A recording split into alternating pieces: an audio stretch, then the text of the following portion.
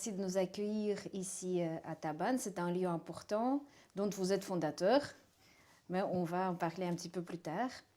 On va commencer, si vous voulez bien, avec quelques éléments biographiques. Donc, vous êtes né en 1942, ici en Belgique, dans une famille de médecins. Vous avez d'abord étudié la médecine à Namur, à Louvain, et ensuite à Pérou, au Lima. Vous vous êtes orienté vers la psychiatrie que vous avez étudiée en Belgique, à Bruxelles, à Louvain, mais aussi en Suisse et en France. Votre réflexion clinique se nourrit par plusieurs expériences de travail à l'étranger. Vous avez notamment fait de la médecine hospitalière au Pérou, où vous avez rencontré beaucoup de patients indiens. Vous avez assisté aussi à un congrès qui vous a donné goût à la psychiatrie transculturelle, même si vous vous y intéressez déjà avant. Et vous avez fondé l'association Racines Aériennes, qui a commencé le travail clinique avec les personnes migrantes.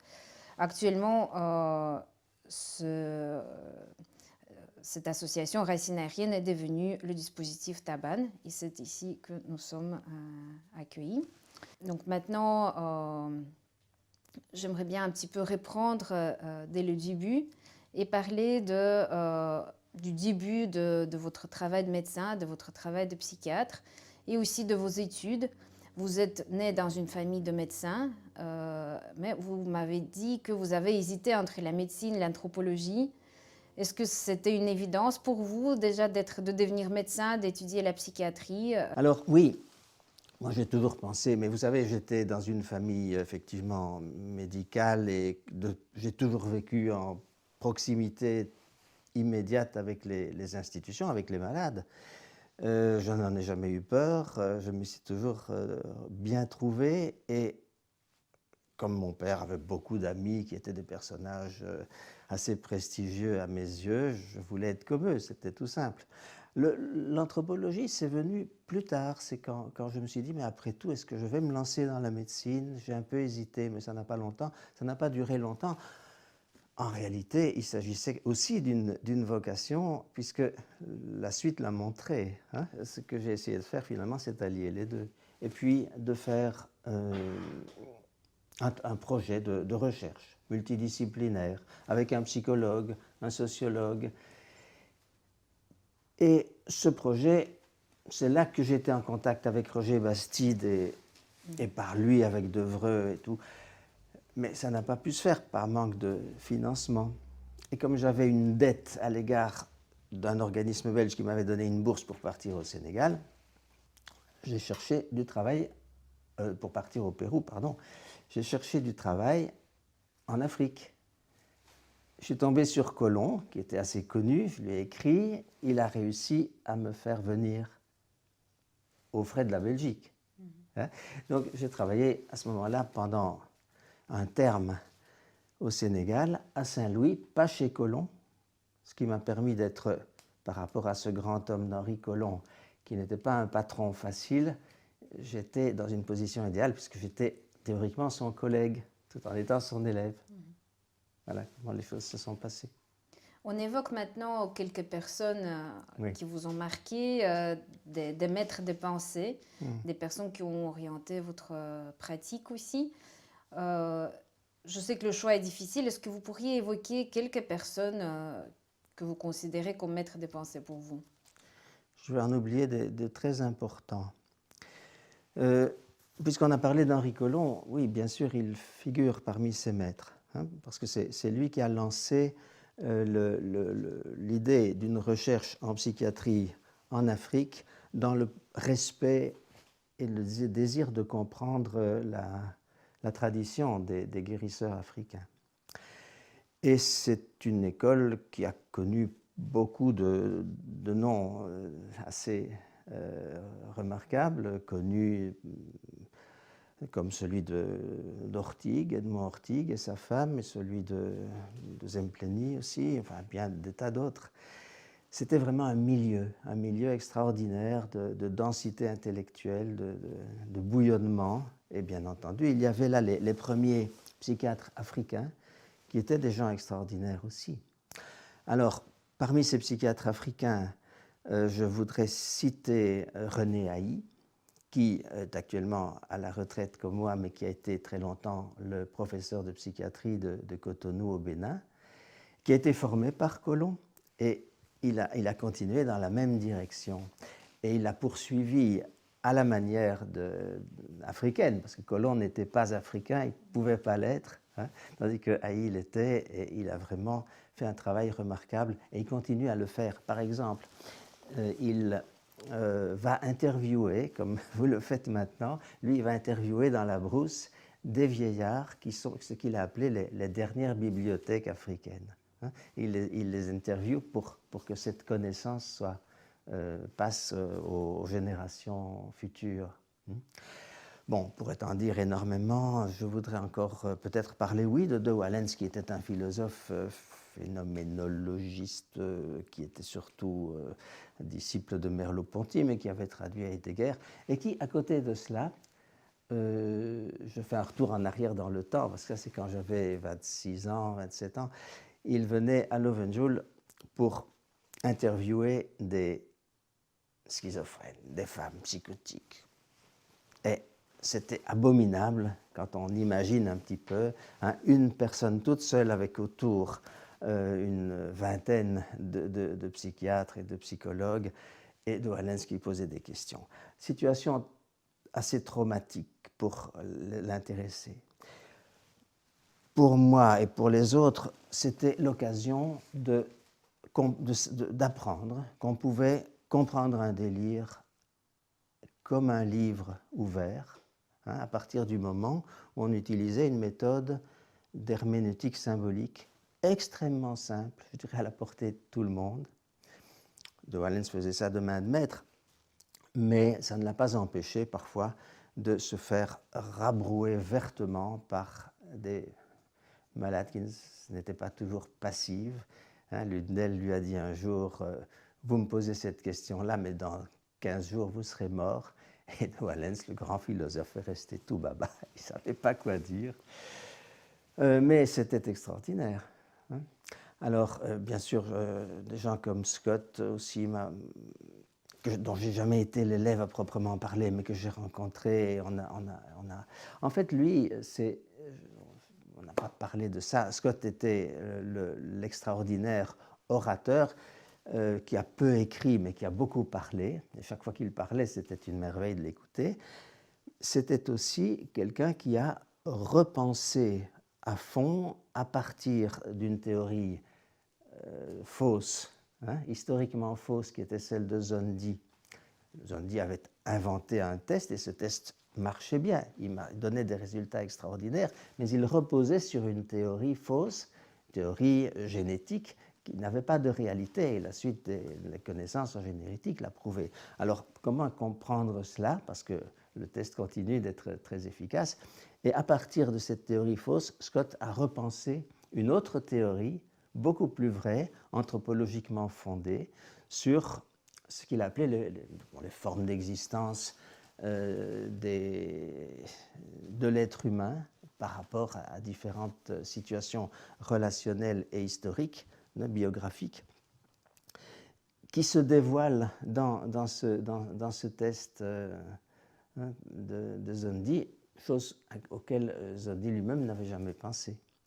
Donc c'est un grand monsieur auquel je dois beaucoup, et j'ai beaucoup de respect pour lui. Et alors je voudrais aussi citer René Devis, qui lui est un anthropologue, qui a travaillé à la KUL et qui a organisé un séminaire tout à fait passionnant pendant des années, auquel j'ai participé aussi pendant quelques années, sur différents thèmes qui permettaient de comprendre le lien qui peut exister entre la culture et le symptôme. La mise en place, l'organisation de la fabrication des symptômes psychiatriques à partir d'un univers, d'une sorte de grille de lecture qui est la culture de chaque société. Voilà, là aussi ça m'a énormément appris, et j'ai réfléchi sur cette base-là. Voilà. Bon, il y en a encore d'autres. Vous vous êtes beaucoup intéressé à la question de la psychose. Oui. Et pendant une longue carrière, vous avez travaillé avec des personnes avec des troubles psychotiques. Si on devait extraire le principal par rapport à votre réflexion concernant ces personnes, quels seraient ces éléments à retenir? Oui. Mais voilà, c'est aussi à partir des positions de Wallens, dont j'ai parlé tout à l'heure et que j'ai combattu un peu pendant toute ma vie, avec tout le respect que je lui dois. L'idée était que la psychose relevait d'une incapacité à symboliser, ou d'une ruine de la symbolisation.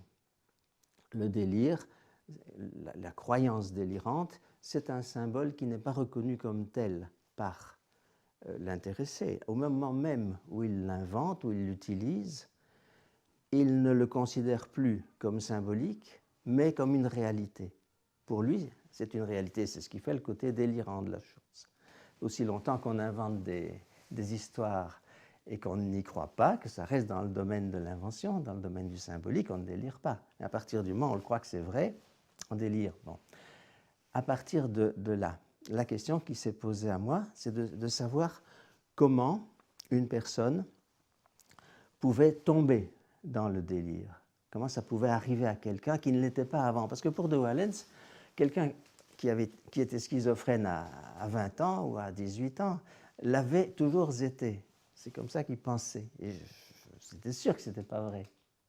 Mais par contre, je me suis basé sur la clinique pour considérer que, alors même qu'on était dans l'univers du langage normal, dans l'univers du symbolisme normal, il pouvait y avoir, à un moment donné, quelqu'un pouvait faire la rencontre de quelque chose d'imbuvable, je dirais. Qu'est-ce que j'entends par là?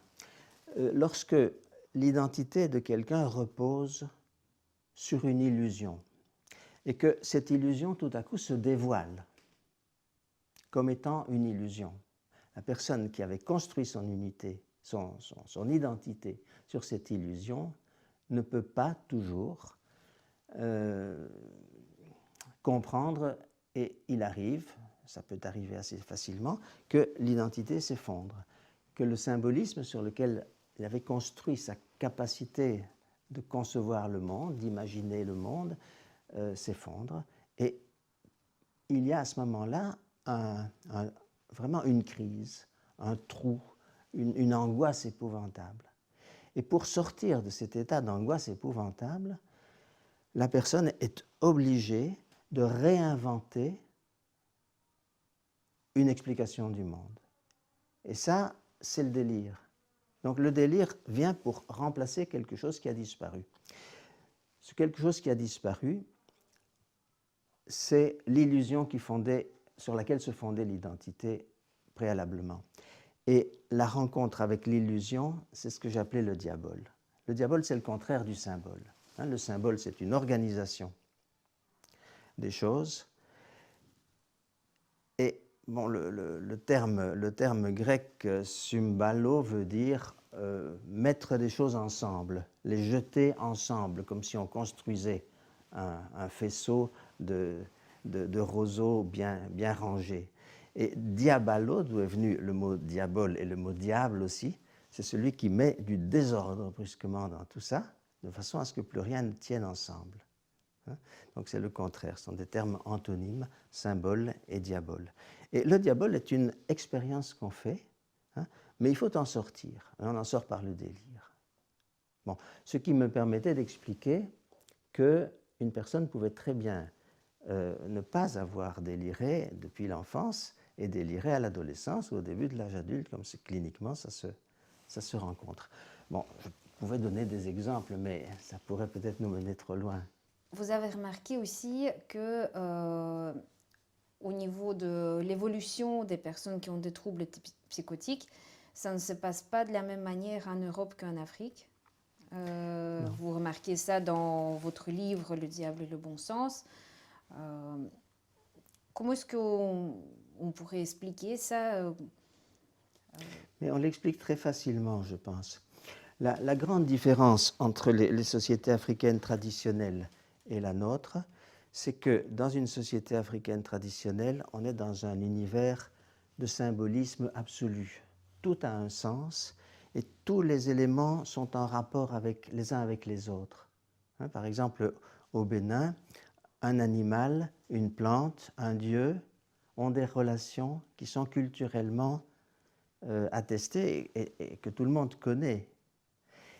Donc, lorsqu'on est dans notre univers à nous, je ne dis pas que le symbolisme existe aussi, il y a encore de la poésie, il y en a peut-être de moins en moins, mais on n'est plus dans un univers où les objets se répondent, un peu comme dans la poésie de Baudelaire, il dit à un moment donné, les sons, les objets, les choses se répondent. On n'est plus dans un univers comme ça, à part dans la poésie. Notre univers est un univers d'objets, de choses. Et lorsqu'on est dans un univers culturel de type symbolique, de type africain traditionnel, il peut très bien arriver, qu'on rencontre une situation où les bases, les fondements de l'identité s'effondrent tout à coup. Ça peut arriver. Mais c'est beaucoup plus facilement récupéré. Parce qu'il existe des explications traditionnelles, il existe des croyances, il existe des rites, il existe des gens qui sont les maîtres des croyances et les maîtres des rites, qui vont permettre à une personne qui est devenue folle de se retrouver une position signifiante, symbolique, stable et identifiante, structurante dans le cadre de cette société-là.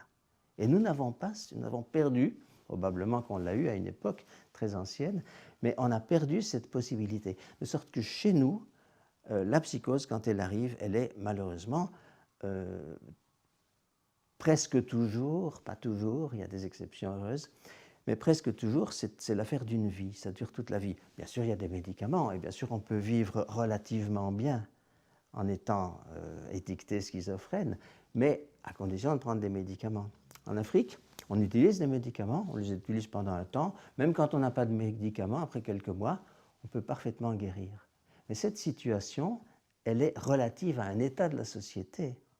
En d'autres termes, rien ne dit que ce soit encore aussi vrai maintenant que ce l'était quand j'étais en Afrique, rien ne dit que ce sera encore vrai dans 20 ans, parce que l'Afrique évolue très vite, évidemment.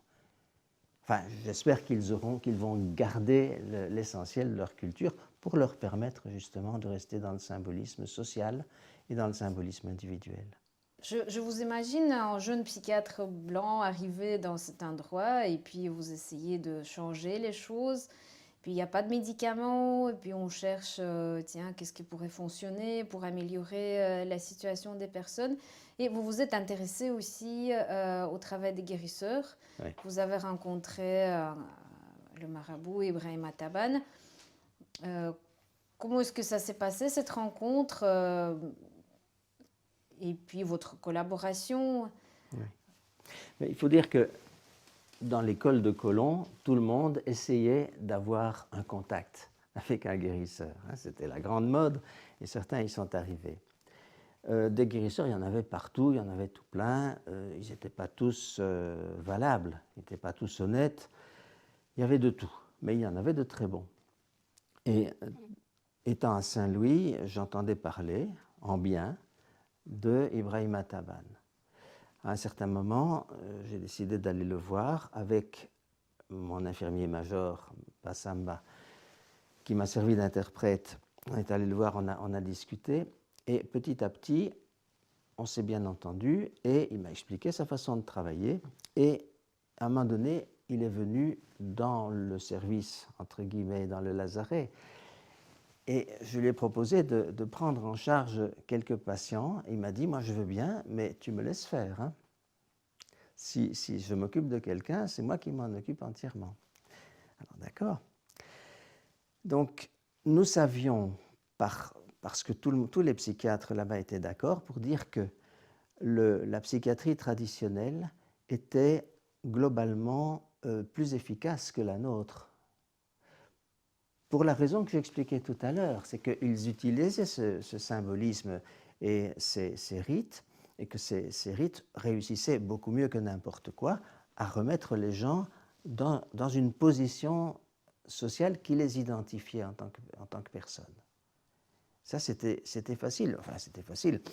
Il fallait être drôlement doué, et Taban l'était. Par exemple, Taban réussissait à faire des interventions qu'on pourrait appeler des interventions systémiques vues de notre point de vue, et qui étaient extrêmement bien calibrées et efficaces. Ces interventions systémiques, elles étaient simplement différentes de celles qu'on fait ici, en ce qu'elles se fondaient sur des croyances et sur des rituels. Ce que nous n'avons plus, cette capacité, cette possibilité de redoubler les interventions qu'on fait en systémique, par exemple, je sais pas moi, des choses comme les injonctions paradoxales, tout ça qui ont été thématisées par l'école de Palo Alto. Ben, lui, il faisait ça tous les jours, mais en utilisant le langage des croyances africaines traditionnelles. Et ça marchait, bien sûr. Bon, des échecs, il y en avait beaucoup. Les guérisseurs, quand un patient arrivait chez le psychiatre, c'est qu'on avait épuisé 3 ou 4 ou 5 guérisseurs, et que les familles avaient chaque fois dépensé quand même pas mal d'argent. Et puis, on finissait par arriver chez le psychiatre en disant « lui, au moins, il y a les médicaments, ça va arranger les choses, mais on sait bien qu'il ne va pas guérir. » Et nous ne pouvions que dire « de fait, nous ne guérissons pas avec nos médicaments. » Alors, il n'y avait pas, déontologiquement, c'était très bien de confier quelques patients à Taban. J'en aurais confié beaucoup plus si j'avais pu. Bon, je ne raconte pas les détails de l'histoire parce que c'est trop long, mais Taban a en tout cas m'a montré que son approche était rationnellement pertinente, parce qu'il y avait une correspondance entre ce qu'il disait et ce que moi je savais des patients à partir du moment où j'étais arrivé à décoder ce qu'il disait. Décoder parce qu'il parlait de djinn, il parlait de rab, il parlait de sorcier. Il fallait décoder ça, qu'est-ce que ça veut dire un sorcier? Mais là j'ai été aidé par les travaux de Zempleni notamment, et j'en ai fait moi-même dans ce sens-là, d'essayer de comprendre la rationalité sous-jacente au système thérapeutique des guérisseurs sénégalais. J'explique ça dans les bouquins. Oui, vous en parlez dans le livre La fonction guérisseuse, notamment, où vous comparez l'approche des guérisseurs, des chamans, avec l'approche de psychothérapie telle qu'elle s'est développée en Occident. Et je me pose la question, tiens, vous avez travaillé avec Ibrahima Taban, les éléments de sa vision du monde, de son travail, de sa pratique, ça vous a sans doute influencé dans votre travail quotidien. Oui, je dirais de deux façons. La première chose, quand je suis revenu en Belgique, je me suis dit, il doit y avoir une influence du milieu dans lequel les gens vivent, donc de l'environnement social, sur le destin, sur l'évolution des personnes. Ça, c'est une chose que je m'en étais convaincu en Afrique, et ça pouvait s'appliquer ici, mais il fallait l'appliquer évidemment dans un univers, dans un contexte culturel tout à fait différent.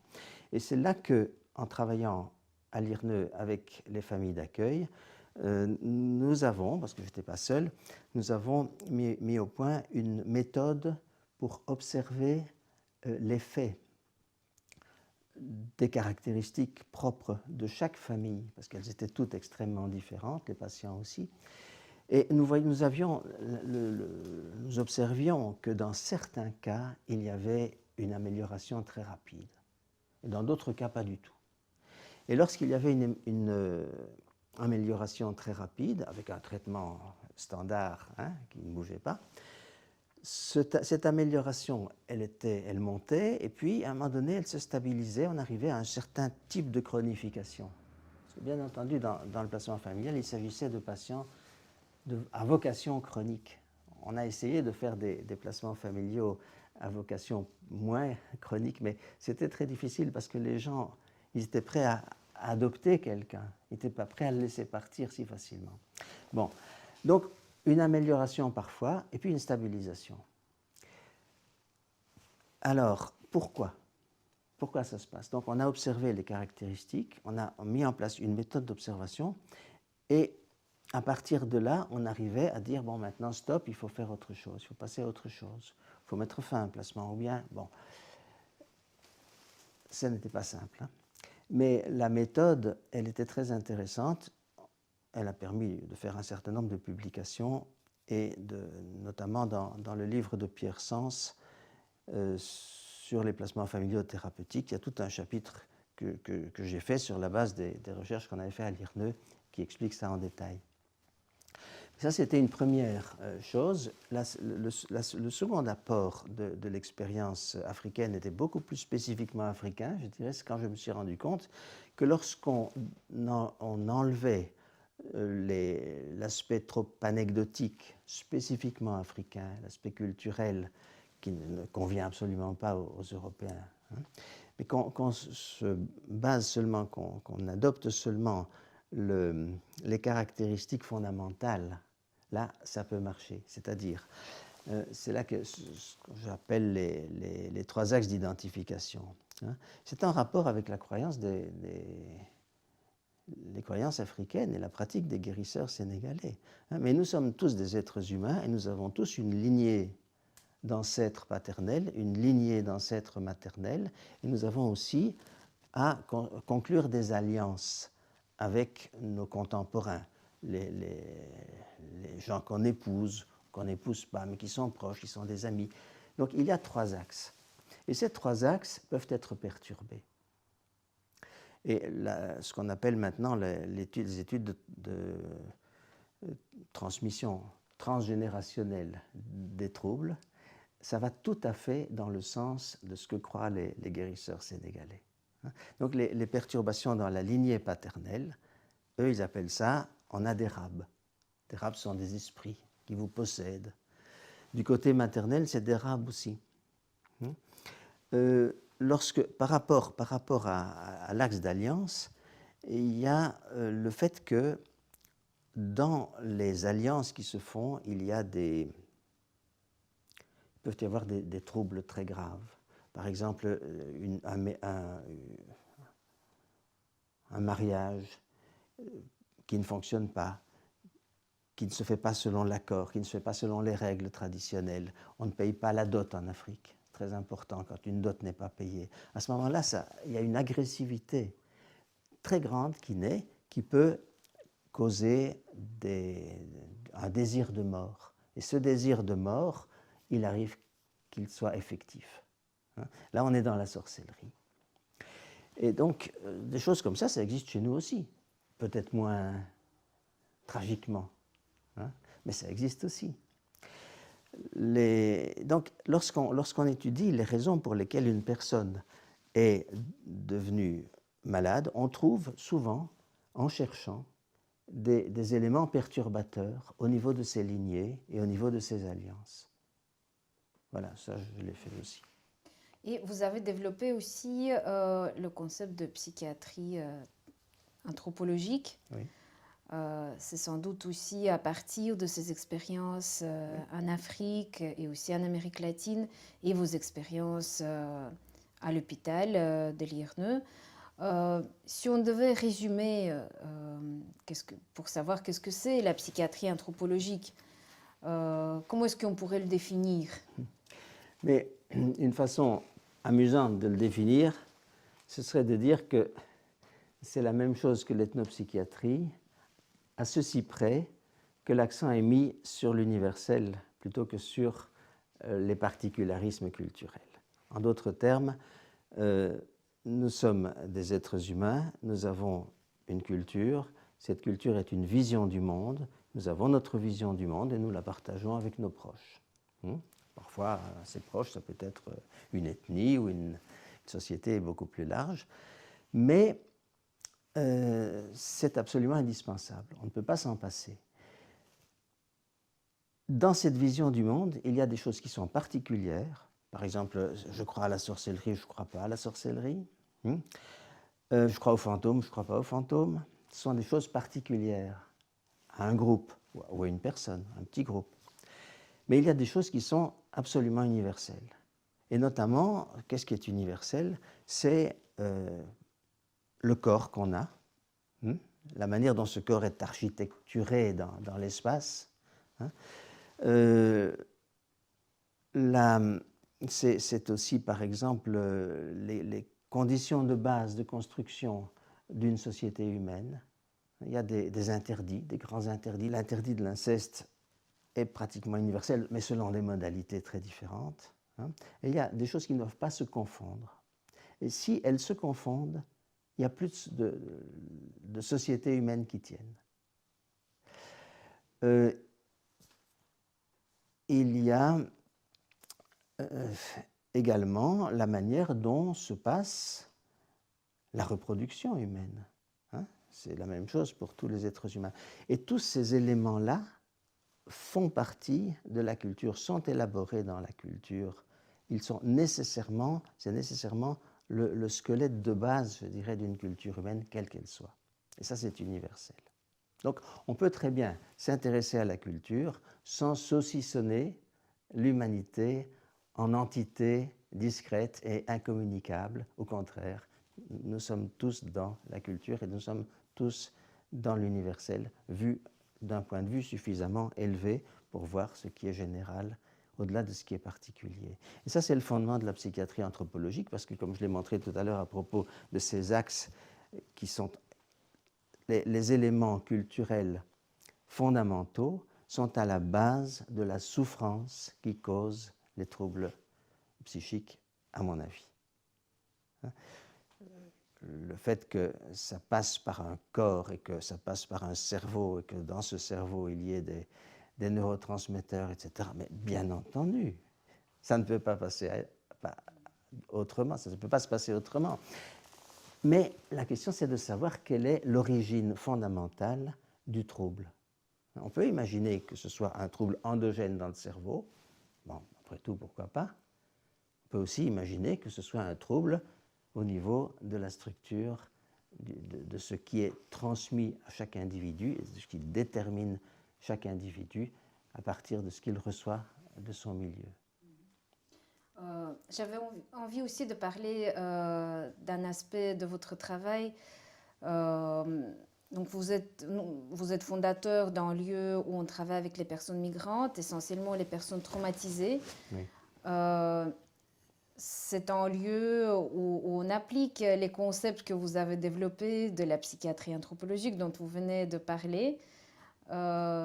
C'est un lieu qui porte le nom du guérisseur Ibrahim Taban. Est-ce qu'il y a des spécificités que vous pourriez citer qui sont propres à la pratique de la psychologie, de la psychiatrie dans ce lieu? Oui, c'est toujours difficile de se rendre compte de ce qui est particulier à un lieu où on travaille, parce que nous sommes tous faits de la même façon. Ce qui est proche de nous, ça nous paraît naturel. Et c'est en comparaison avec ce qui se fait ailleurs qu'on se dit, tiens, au fond, oui, on est un peu différent. D'abord, ce lieu qui s'appelle Taban, c'est l'endroit où nous sommes. C'est un endroit que, dans un autre lieu, on n'était pas encore ici à l'époque, mais à partir de 2000, on a commencé à faire des consultations avec des migrants. Et au départ, on pensait simplement faire de l'ethnopsychiatrie. Et puis on s'est rendu compte que la plupart des gens qui venaient faire de l'ethnopsychiatrie, je veux dire faire des groupes à la manière de Toby Nathan. Et on s'est rendu compte que oui, on pouvait le faire, mais pas avec tout le monde. Et pas avec la majorité des gens qui venaient nous consulter. La plupart des gens n'auraient pas bénéficié de cette technique, alors que peut-être un quart ou un cinquième en bénéficiaient beaucoup. Et les autres, c'était des gens qui venaient essentiellement nous voir parce qu'ils avaient une longue histoire de traumatisme. Et ça reste toujours le cas. De sorte que finalement, comme on n'était pas préparé à ça, on a dû s'adapter, se préparer à se former sur le tas en quelque sorte, et puis on est arrivé à le faire plus ou moins bien. Mais nous avions deux pratiques assez différentes, la pratique essentiellement ethnopsychiatrique et la pratique des troubles post-traumatiques. Et ce n'est que petit à petit que ces deux pratiques se sont unifiées. Et donc, notre spécificité, s'il y en a une, c'est de pouvoir avoir une thérapie centrée sur l'écoute des consultants qui, je le répète, enfin je le dis maintenant, s'il faut le dire, ne sont pas des malades. Hein, ce sont des gens qui sont blessés par la vie, ce sont des gens qui ont évidemment de ce fait des troubles que l'on peut comparer plus ou moins à des cicatrices, plutôt qu'à une maladie. Encore qu'avec l'élaboration qu'ils font, parfois ça va vers la constitution de choses qui ressemblent davantage à une maladie névrotique, par exemple, et parfois même à une psychose, mais c'est quand même assez rare. La plupart des gens souffrent du fait de leur traumatisme d'une rupture du lien avec autrui, avec eux-mêmes d'une certaine façon. Et ils sont coupés, ils sont clivés aussi. Ils ont des parties d'eux-mêmes qui ne sont pas conscientes, qui ne sont pas efficaces, enfin, qui ne sont pas fonctionnelles. Ils ont de ce fait beaucoup d'angoisse, des tendances dépressives, des tendances suicidaires, enfin plein de choses comme ça. Et alors, cette espèce d'automatisme mental, qui n'est pas un automatisme mental psychotique, mais les cauchemars qui reviennent, les flashbacks, les souvenirs qui sont extrêmement durs à supporter. Donc nous nous trouvons devant des gens comme ça, et quand je dis qu'ils ne sont pas des malades avec tous ces troubles-là, c'est simplement parce que je veux dire que leur capacité, chez la plupart d'entre eux, leur capacité de reconstruire quelque chose est infiniment supérieure à ce qu'on rencontre chez les vrais, entre guillemets, malades psychiatriques, ceux que la psychiatrie connaît et qu'elle traite d'habitude. Il y a une sorte de volonté de guérir et de capacité de guérir. Et alors il y a ce qui s'oppose à cette tendance à la guérison, c'est la réalité, c'est-à-dire la vie qu'ils sont obligés de mener dans les circonstances où ils se trouvent, l'empêchement de pouvoir travailler, de pouvoir gagner leur vie pour leur famille, etc. Ça, c'est un élément pathogène, évidemment, tout à fait puissant. Donc on est là dans une lutte entre la tendance spontanée à la guérison chez des gens jeunes, pleins de dynamisme, et les circonstances qui font qu'ils restent dans cette situation traumatique.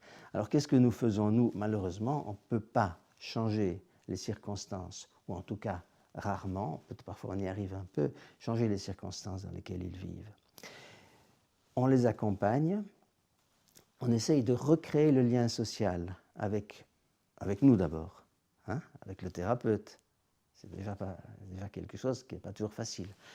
Avec d'autres personnes qui viennent ici, faire un groupe à l'intérieur de cette maison où il y a de la solidarité, où il y a des échanges, où il y a de nouveau du lien social. Et puis on s'en occupe aussi à l'extérieur de cette maison, dans les relations avec le quartier.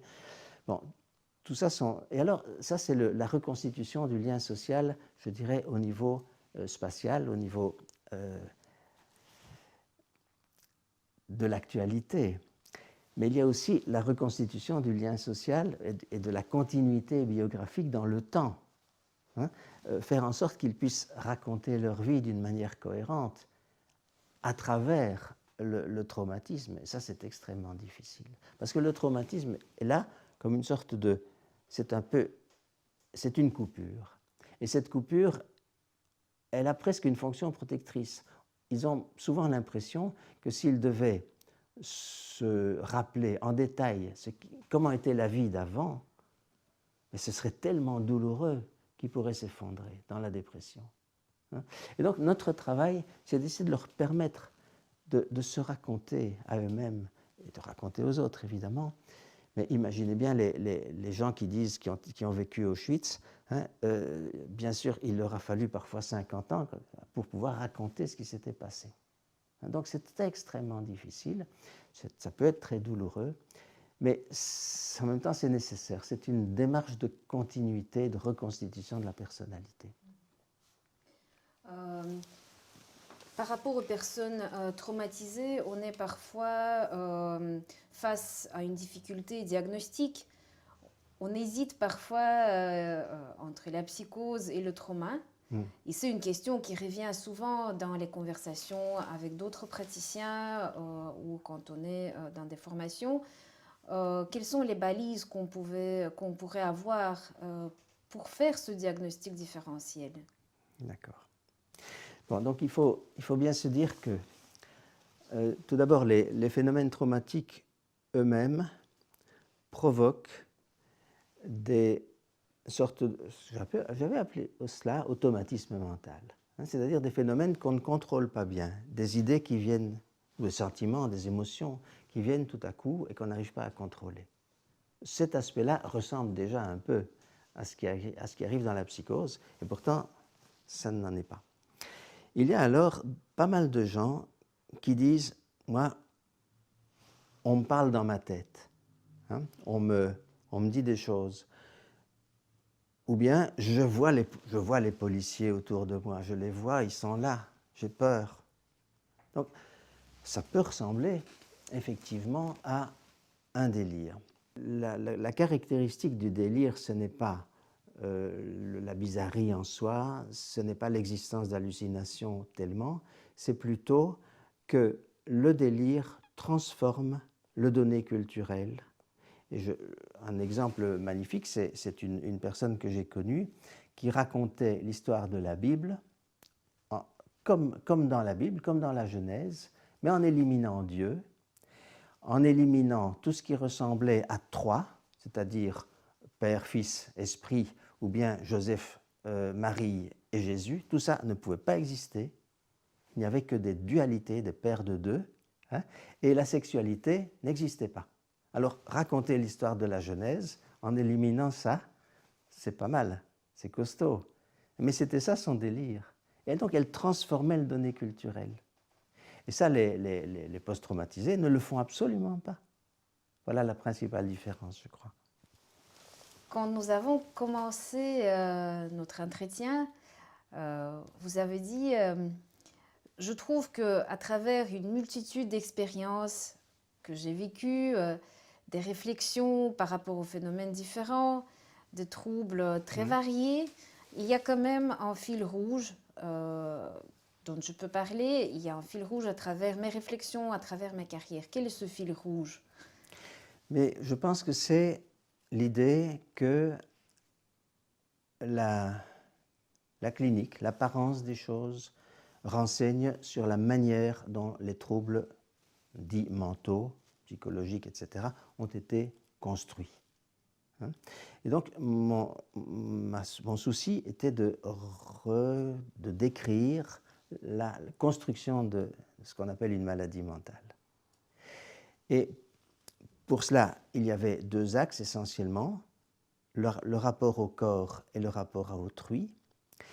Et très rapidement, il est apparu que tout cela se basait sur une façon différente de traiter le symbole, la symbolisation.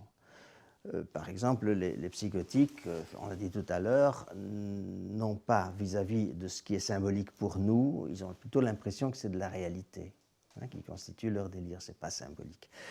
Les névrosés, eux, ont une façon un peu rigide de répéter toujours le même type de symbolisation, le même type de langage en quelque sorte. C'est comme s'ils avaient ils utilisaient des figures de phrases, des figures de style qui se répétaient, il manque de souplesse, de création. Et alors, dans la somatisation, ce qui est symbolique disparaît dans l'épaisseur du corps, je dirais. Hein. Par exemple, chez un hystérique, au niveau hystérique, on arrive encore assez facilement à voir ce qui est signifié par le patient. Chez les hypochondriaques, on ne voit plus. Et chez les véritables psychosomatiques qui ont véritablement des lésions corporelles, l'aspect symbolique n'apparaît évidemment plus non plus.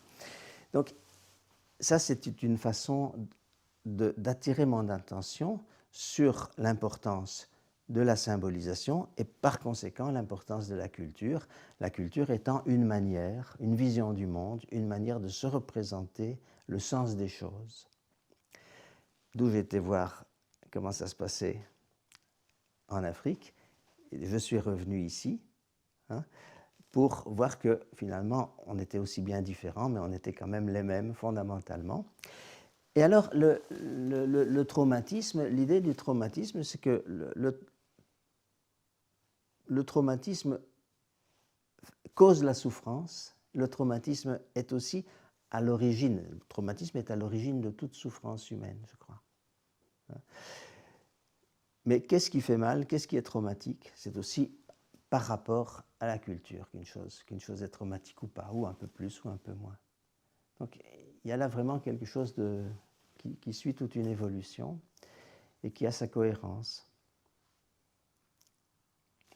Je vais répondre en improvisant. Oui. Pour conclure, je me dis que vous avez une longue carrière derrière vous.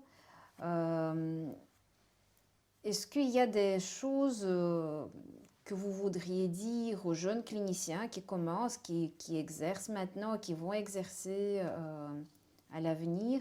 Est-ce qu'il y a un message que vous souhaiterez transmettre? Bien sûr que oui. Hein. Bien sûr que oui. Je pense que on est pour le moment dans une phase où la psychiatrie, c'est paradoxal, où la psychiatrie fait des progrès techniques qui sont valables, qui sont intéressants dans la connaissance du cerveau, très intéressant, très important. Il y a aussi des progrès beaucoup moindres, mais enfin il y en a eu, dans la manière de soigner les gens. Eh bien, malgré cela, je pense que nous sommes dans une période de régression. D'abord, ça devient de plus en plus difficile de faire du bon travail quand on travaille dans un hôpital, parce qu'on est bourré de nécessités administratives et la créativité, la part de créativité qui était accordée à chaque psychiatre, à chaque infirmier, à chaque assistant social, à chaque psychologue, se réduit de plus en plus. Donc ça, c'est une cause de régression. Une autre cause de régression, c'est qu'on est jugé sur ses résultats, mais les résultats se basent sur une appréciation tout à fait tronquée, puisque la créativité n'est plus possible. Et on risque de perdre des choses extrêmement importantes. Je pense que ce qu'on perd, par exemple, c'est tout le courant de psychothérapie institutionnelle qui montrait comment un milieu de soins pouvait être pathogène ou ne pas l'être, et pourquoi, comment faire pour qu'il ne soit pas pathogène. On a fait là une réflexion très profonde et on était arrivé, il y a beaucoup de gens qui ont, depuis Tosquelles jusqu'à Oury, etc., sont arrivés à faire en sorte qu'on sache au moins vers où il faut aller. Le réaliser, c'était autre chose. Et c'est au moment où on arrive à savoir à peu près comment s'en tirer, c'est à ce moment-là que une tendance se produit à l'échelle mondiale, ça commence aux États-Unis, mais ça rejoint l'Europe, et ça paralyse totalement cette réflexion. Et ces choses-là ne sont plus enseignées aux jeunes. Donc il faut absolument que les jeunes se les réapproprient. Et je crois qu'ils vont le faire. Il y a des modes comme ça, la roue tourne. Pour le moment, on est dans la technique, l'importance donnée aux choses, aux faits, au factuel. Je ne suis pas contre qu'on s'occupe du factuel. Mais en même temps, on empêche les gens de réfléchir, on empêche les gens de créer. Et ça, je pense que les jeunes psychiatres ne le supporteront pas longtemps et qu'il va y avoir à un moment donné une tendance à se réapproprier ce que certains grands ancêtres, entre guillemets, avaient élaboré. Merci beaucoup Daniel. C'était vraiment un plaisir de discuter avec vous. J'ai appris beaucoup de choses et je me suis rappelé de beaucoup de choses aussi que vous m'avez enseignées tout au long de ces années qu'on se connaît. Merci Macha.